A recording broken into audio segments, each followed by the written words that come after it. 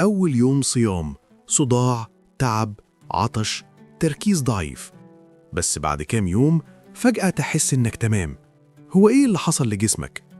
جسمك أول يوم بيبقى متعود على الأكل كل شوية، فلما تمنعه فجأة يدخل في حالة صدمة بسيطة.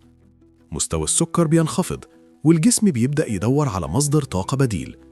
بعد حوالي 48-72 ساعة الجسم بيبدأ يعتمد أكتر على الدهون كمصدر طاقة، وهنا بيبدأ التحول الحقيقي.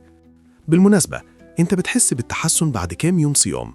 اكتب لي في التعليقات أول يوم حسيت فيه إن جسمك بدأ يتأقلم. ولو المعلومة دي جديدة عليك اعمل لايك واشترك عشان نفهم جسمنا أكتر مع بعض.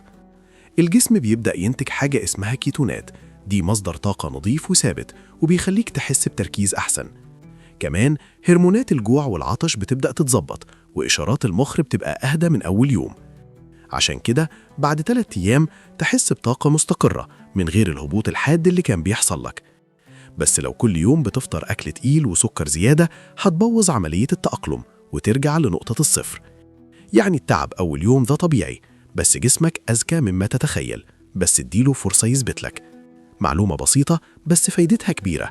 فايدة هاب، فايدة بسيطة بس تأثيرها كبير.